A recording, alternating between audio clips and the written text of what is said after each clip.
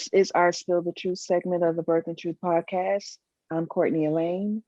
And I am Black Bluez. Today we are joined by Levi the Great. Ursula K. Le Guin says one voice speaking truth is a greater force than fleets and armies. in this segment, I guess spill the truth, or as we like to say, they spilled their tea. Levi the Great, are you ready? I am ready. All right, you must first take an oath. Repeat after me. Even if my truth offends the people that I love, Even if my truth offends the people that I love, I promise to spill the whole truth, I promise to spill the whole truth, the buck-tooth truth, the buck-tooth truth, and nothing but the truth, and nothing but the truth. because that's how it showed up in my life. Because that's how it showed up in my life. Ooh, so now we got that out the way. We got to talk about some things. Saying that you were a vegan that would occasionally eat fried chicken on the weekend, what was the hardest part about being vegan? The hardest part about being vegan was I was 25 years old when I decided to embark on this journey. And it was, my taste buds was moving faster than the recipes I was learning. And it's still that way to this day. Like, there's so many non-vegan foods that I can have and enjoy that I know that are my favorites and that I know that I like. But it's a lot of vegan things that I have not even discovered yet.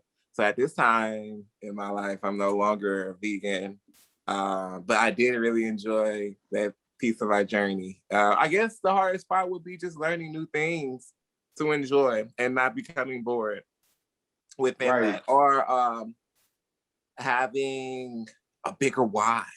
What's your why? So how long were you a vegan? What is your why? Speaking of what is your why were you eating fried chicken? Like, what happened? What was the fried chicken? So it was so interesting. So, okay, so let me just really break it down to you. The reason why that would happen so often, especially like you were around me a lot in the beginning, it had got to a point where I was not eating chicken or meat products every weekend. I had actually gotten to a point when I moved by myself, when I was working my two jobs, where I would only eat like raw vegan for a long period of time. I did it all together for 3 years on and off. The longest stretch of time I did was 3 months raw vegan, 6 months regular vegan.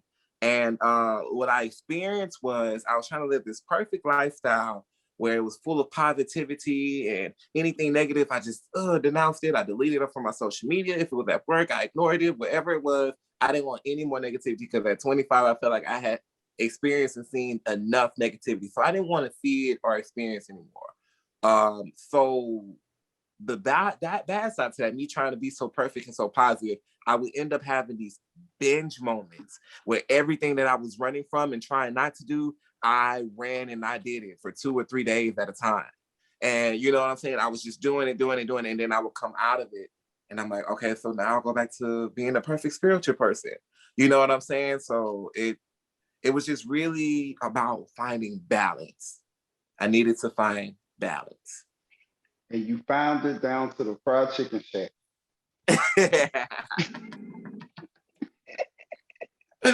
I love how you can make a joke out of just about anything. But yeah, I did. Man, I found balance down at the chicken shack and the seafood shack and occasionally the vegan shack. That's what's up. So also with you being vegan, you're also a crystal enthusiast. So what is your favorite crystal, and tell us what power it possesses?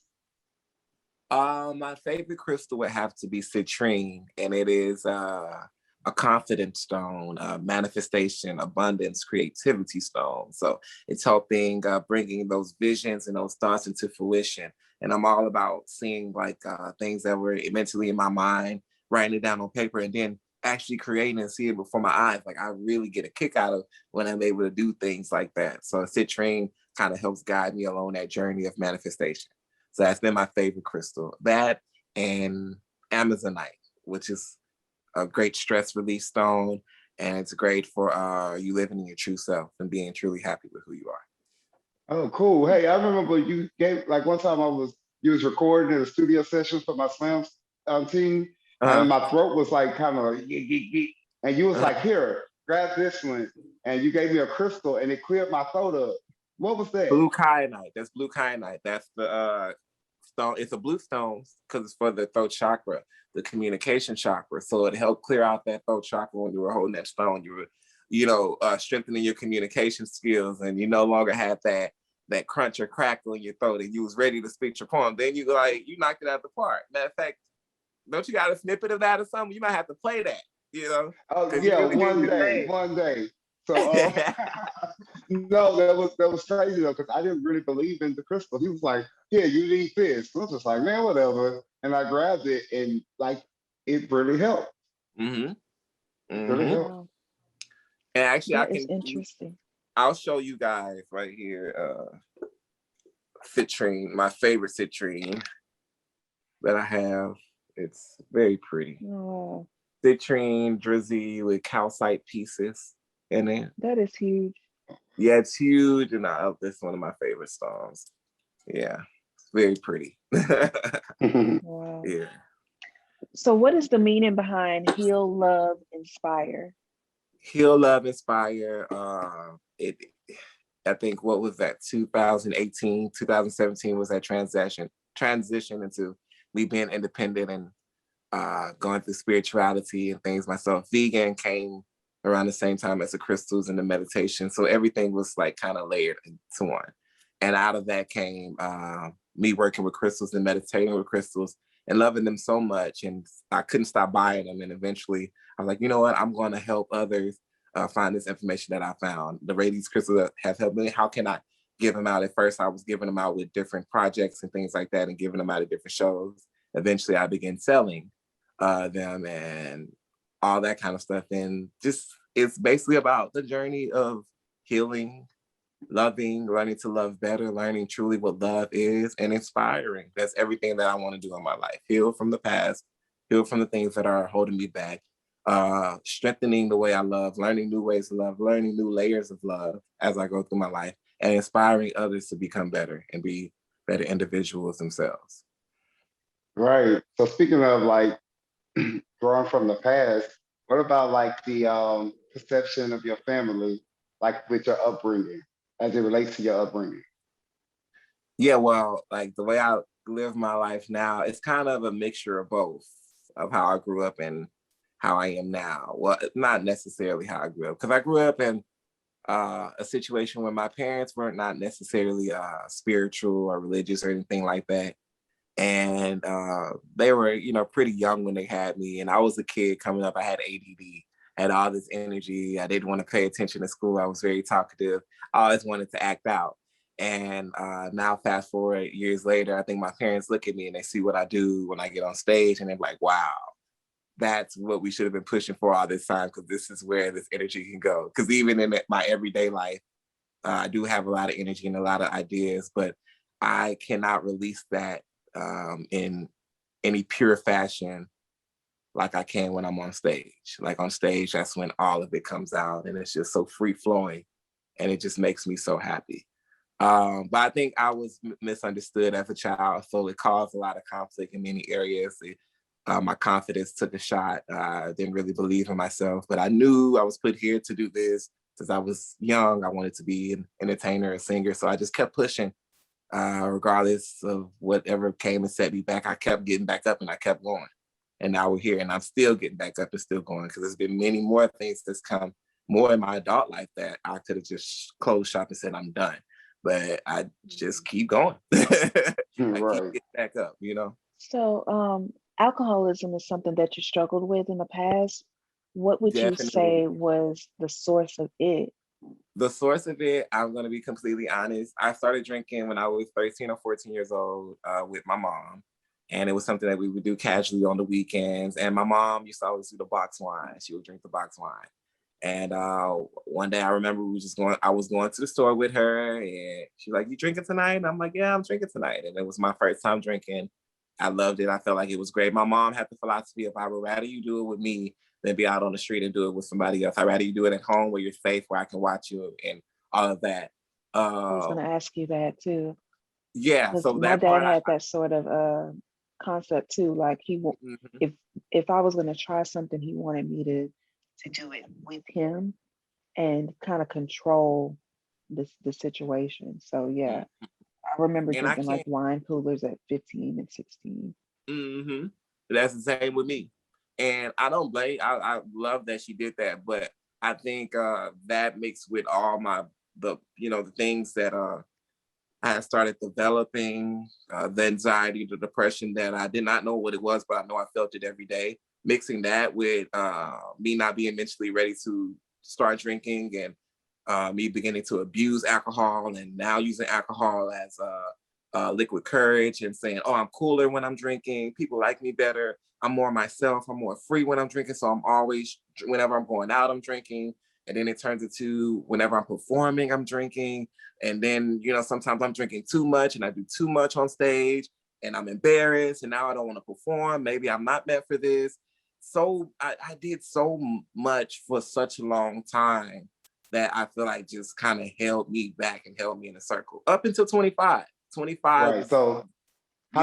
how did you recover from that? Like, how did I you bet recover from? that was it was I got sick and tired of being sick and tired. I'm not getting anywhere in my career. I don't like my life. I hate my life. I'm depressed. I'm working a job. I would much rather be on tour somewhere. When I'm not at work, I'm at home drinking and I'm not progressing. I'm not doing anything. Something has to change. Something has to give. It can't be Yeah. everybody else. So Yeah. what can I do with my immediate circle? I can cut everybody off. I can go into solitude. I can start meditating 3 hours a day. I can figure out what it truly is that I need to do to get my life together and then come back to the world. So that's what I did. When I moved by myself, I went into that solitude. I did not mind being lonely. I didn't have any friends. I deleted social media. I didn't care. It was awesome. And it gave me time to sort through a lot of the things that really hurt me. And they still come up now because I'm not perfect in my practice of meditating and everything now. But now I'm able to look at it and say, I remember the way that came from. And I know why I feel Right. that way. I remember the exact moment, the first event that's making me feel how I feel right now. And So now I'm you know not your going to go triggers. so ham. I'm not going to go so ham on you. And I'm not going to go so ham on this situation because I know it's more me than you. You didn't even mean, you wasn't even, when you said that, when you did that, it wasn't even that deep for you. But it's because I'm so hurt or I got so much Hmm. that doesn't happen, that's what that's tied to. So I think that's progress and that's growth. Me and being able to acknowledge and trace it back and say, all right, let me put myself back together, you know. Yeah, we have to know our triggers. We definitely need Mm-hmm. to know our triggers. So we And asked before I you, didn't, I was totally aloof. I don't know why I feel. Why yeah, am I so mad? Why did that make me so mad? I'm mad. but that's a part of that. That's a part, definitely a part of that healing process to uh-huh. actually know what those triggers are and then have tools in place in order to get yourself to not be as triggered by those things or not triggered at all by them. So we asked you to give us 3 words to describe yourself for our defining moments of the past segment. And those words were, You said that you were fleeting, and Webster describes that as vanishing quickly. You also said you were nervous, and that's unnaturally or acutely uneasy. And you said you were learning, which is acquiring knowledge, wisdom, or skill. Mm-hmm. after hearing how Webster has described it, do you think that it's accurate or would you change something? No, I think that's accurate. I think Pretty fleeting. accurate. Yeah, I think Right. So let yeah. us know an instance that you would say that you were fleeting. Fleeting was in the connections, the relationships, the friendships that I was building. Like I would cancel my sister. And that's to hear all the way from Seabrook. Like, what? You did what? No, but my sister, like I've counseled my sister before. Like I was with the counsel culture way back in 2012, 2013, when counsel culture wasn't even didn't have a name yet. You did me wrong, you did something to me. Oh, that's it. Yeah, I've seen it. I've seen it all. I've done it all. I gotta go. And you might not even done anything that bad to me or that wrong to me, but I gotta go. I'm just too. Yep. Yep. That was me. That was So, me. And so yeah. what contributed to you being nervous? Just being afraid of being hurt and because knowing how I felt and what it was when I looked at people that I said I loved. And back then I had this whole thing where I used to idolize people more than look at them as normal or my equal. So I put people above me. And I know in my past and me growing up and doing that with my mom and my older sister and other people, period, I always end up being hurt and I always feel less than because I've built that. I've done that. Mm-hmm. So me being afraid of that, me being afraid that somebody has leverage over me or have the power to make me feel too vulnerable or go too far. I don't know. It was just really weird. It was a really weird space to be. I think it was just not knowing, ignorance, not really knowing what love is, having a surface idea of what life is, period, in general. Right. So were you clinically diagnosed with anxiety, or is just something Um, that you know that you have? Oh, I know I have. Like I used to walk around Prairie View and not breathe. The whole campus. Yeah, like I Wow. would be scared to breathe. You know what I'm saying? Just being around so many people. And I feed in my mom. My mom, when I'm driving the car, like she'll clench on to that side door so quickly. But you know, I don't drive that. You might say it's differently, but I don't feel like I drive that crazy. But my mom has that about her. She doesn't want to drive on the freeway. Different things like that. And all my life, I've never understood it. I'm like, what, girl? You get out there and live life. I'm what you doing while you sitting at the house? But now that I'm getting older, like I just see and I feel like so different. And I look at my parents so differently. And I can treat them tenderly now because I understand it on a whole nother perspective. And I know I'm bouncing. But does that answer what you asked me? So tell me Yeah. something. Oh, go ahead, Zafus. No, no. Okay. Tell me something that you learned about life along the way. About life along the way. Many things. Well, one thing that's sticking out to me right now is that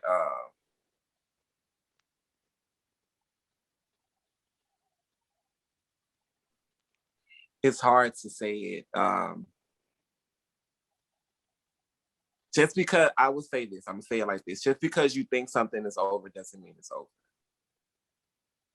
You might think or stay in your mind or feel that something is over, but I think just be careful about what things you do and say and what uh, what bridges you burn and what you do when you part ways from situations and things.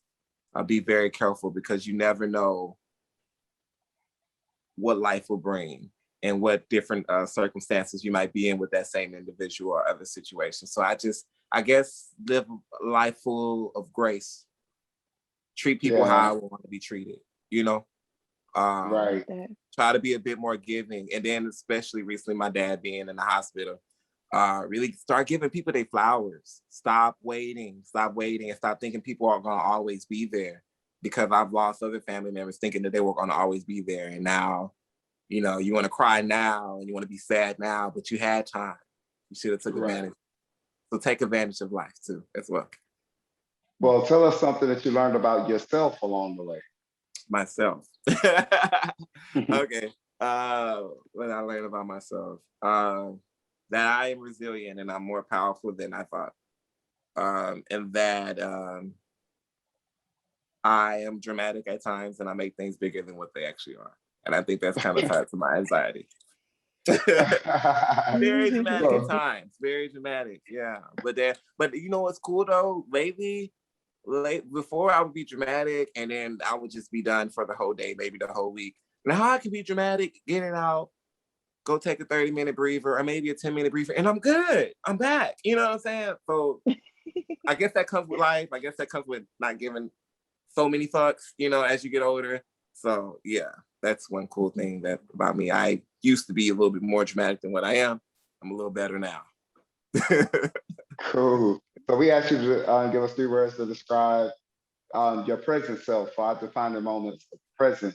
And those words were, Resilient, springing back or rebounding, confident, having no uncertainties about one's own ability, correctness or successfulness, graceful, warmly or deeply appreciative of kindness or benefits received. After hearing how Webster described it, do you think that these things are accurate or would you change something about them? Accurate. Cool. Well, what is something that you had to bounce back from? Um, One thing being, I transitioned pretty quick. My life changed quickly, and quickly in many different fashions. So I was used to doing something in my comfort zone, and I created this bubble and this network of how I worked and how I created and how I put out music. But then now, I got into a relationship. I'll say that I got into a relationship. So we're building this bubble, this new engine and paradise of love, whatever you want to call it.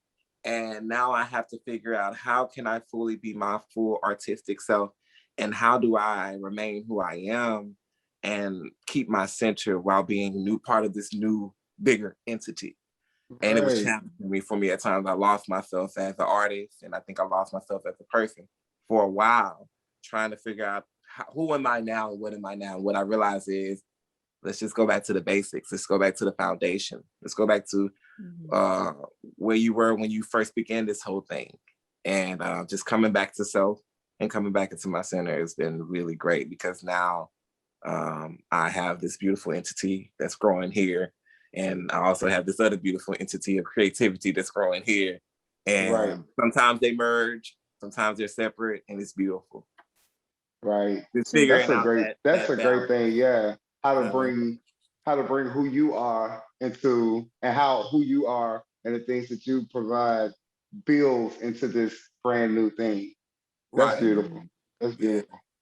Yeah, because it definitely should evolve and not be a situation where you lose who you are in order to have something else. It should be a Right. merge of things. It should evolve into something more. Or it should be an asset, basically, you know? Yeah. And So I what tried to makes lose you, myself. I've tried to lose myself. It doesn't work. yeah, It's you can't, miserable. yeah, you can't run from yourself, you Uh-uh. you're Uh-uh. you're always around yourself. So that's something you can never run away from. Hmm. So what makes you most confident? What makes me most confident? Um, Performing, creating, just being able to present myself in the best fashion possible. Um, Growing as an artist and seeing what I'm capable of, and seeing how I can make my life and my experiences help others. And as my Google speaker chimes in, because it thinks I'm talking to him, but I'm not. Stop listening to me. Like, it's not cool. I did not say. So chill out. So yeah. I did That's funny ask you how a question. that's funny how that thing kind of start talking. I have Alexa, and if I say Alexa dismiss, my dog gets confused and she think I'm talking to her, and so she I runs to her saw that. room. It is I saw so that. funny. I was like, He people are is not gonna crazy. believe when I say this. So I have to film this. I'm like, because I'm always talking to her. So I'm like, Alexa, dismiss, and she takes off. Her name is not Oh Alexa. my God. Not Like, even Alexa. Her name is not even close to Alexa. That's so He funny. is crazy. That is so funny. so Levi, what are some of your insecurities?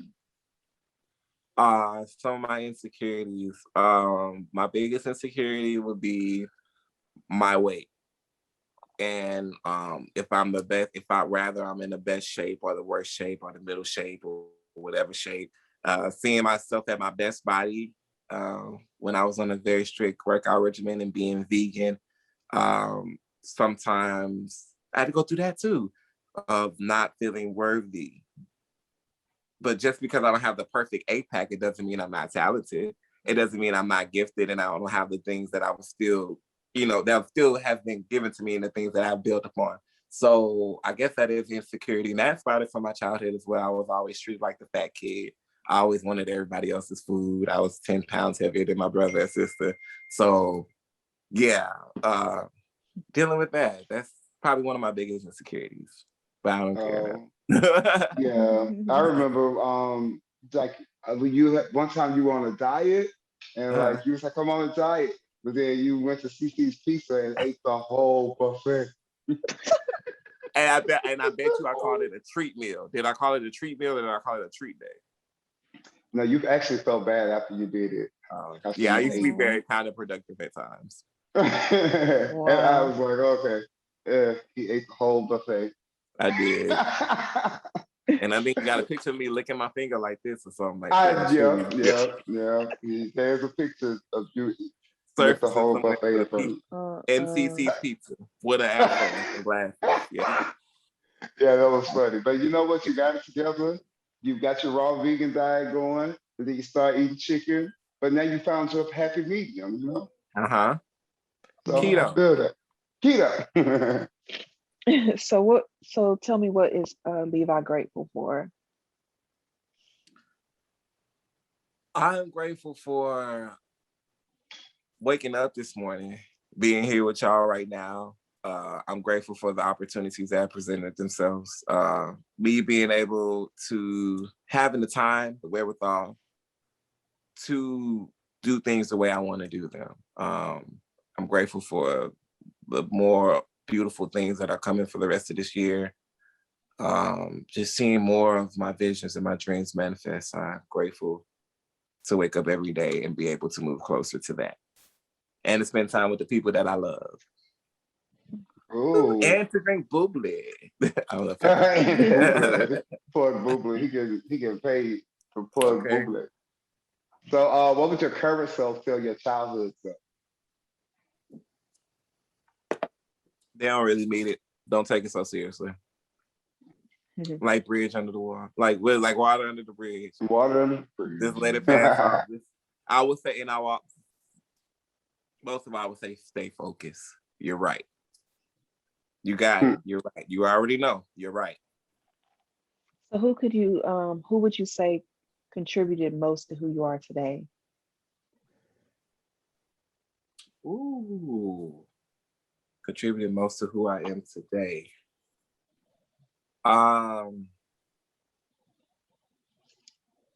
As much as I don't, or I wanted to not admit it at first, and I'm starting to realize it as time goes on, my dad. I'm like, I am my dad. I have the entrepreneurial mindset of my dad. I have the big vision where I write really inspiring things down on paper. I found some of my dad's scraps and stuff where he used to write up things, and it was very beautiful and inspiring. And I do the same thing. The only thing is my dad had such a great life, and he's provided such a great opportunity for us where I can take the vision, where I can get the baton and run it a little bit further. You know what I'm saying? Right. You know what I'm saying? So I'm just really grateful to have a dad like him. And even with all that maybe I didn't like, it's a lot of great things about him that I subconsciously picked up on just because him being who he is. Right. And you are his namesake too. So. Yeah. Junior! Yeah. And I think he knew what he was doing. I didn't know what they was doing, but I figured it out. I figured it out. Cool. So imagine if someone said that you can rub all the crystals you want, sing all the songs about healing, bang on them bowls, and but once you're an alcoholic, you're always an alcoholic. I want you to look into the camera and tell that person exactly how you feel. I want you to let go and let have. I would say, on one part, I kind of agree with you.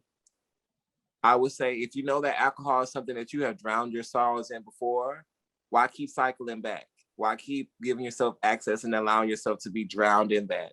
You can beat on all the bowls and have all the manifestations during the day. But if you spend all your nights throwing back shots and bottles of vodka and what else it is, then yeah, absolutely. Alcohol is going to always be alcoholic. But with that work that you do during the day comes the faith and comes the work through the night. So let's say faith without work is dead. So if you're saying all the right things and praying all the right prayers, but you still going to the 7-Eleven and buying that Four Loko, then yes, absolutely, you're correct. But if you make the mental change and the switch and say, okay, I'm ridding myself of that for now because that's no longer benefiting to my life and to where I desire to be in my future. If you make that mental decision along with beating on the bowls and having a positive affirmation themselves, then you go get somewhere. Your actions gotta match what you doing. Because you're not just doing the banging and all that stuff just to put it on social media and show everybody else. You gotta really believe it. You gotta really have faith that you can drop that habit and that you can become who you truly want to be. And that's that on that. You know what's so crazy is That's how we end that. That's how we end that segment. After you say it, we say, and that's that on that. So that's so funny. we Well, didn't even have to say it. So that's that on that. All right, we're going to give you a word or a phrase.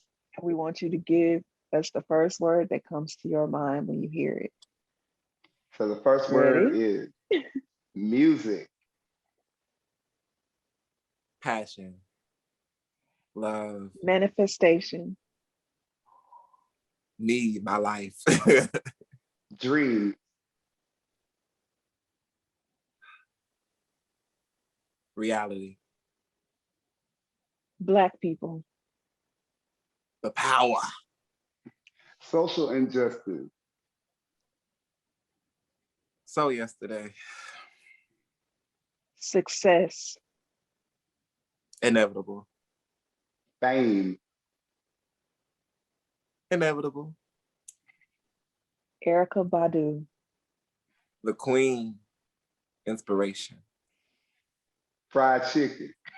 Oh,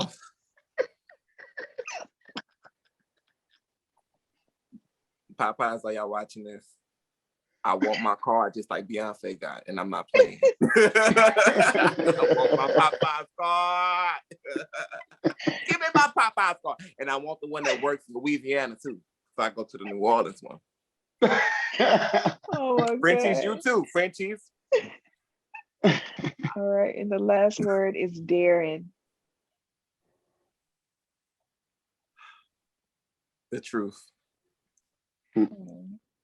All right. So fill in the blank. I should not say this on the Birthing Truth podcast. This is totally TMI, but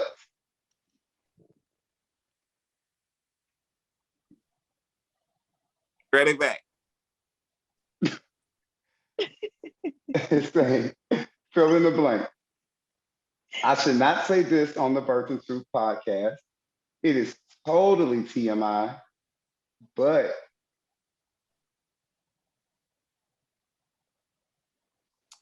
I'm currently on an egg fast where I eat egg, cheese, and butter for every meal. My mom got me on it. I'm currently on an egg fast where I eat egg, cheese, and butter for each meal. But I kind of sneak out sometimes. Don't tell my mom, but I had vegan ice cream I had keto ice cream yesterday. But it's all supposed to be all your meals. You eat it, by the end of the day, you eat a carton of eggs. Right? It's boiled, deviled, fried. So your real thing that's total TMI is you just farting. Quite a few Dutch ovens. Quite a few Dutch ovens. Sorry. You gotta be eating a carton of eggs a day. Yeah. That's horrible. I don't poop as much though. That's probably TMI too. That's gross. The thing that sticks out to me is that you ate that carton of keto ice cream and you weren't supposed to. Don't tell my mama. Mama, you watching? Oh God. I love you. I'm playing, Mom. I really did the egg thing. I really did. I didn't have sausage earlier. Oh Lord, you just really cheesy. So you say it's eggs, cheese, and what? It's only supposed to be egg, cheese, butter. And butter. It fast tracks so you can make a good quiche or you can make a quiche. You can make a quiche. Can you believe I'm on this side of the spectrum because I was just over there not trying to touch any animal products, and now I'm all the way here. But I feel great. I feel great. I feel good. That's You know? interesting.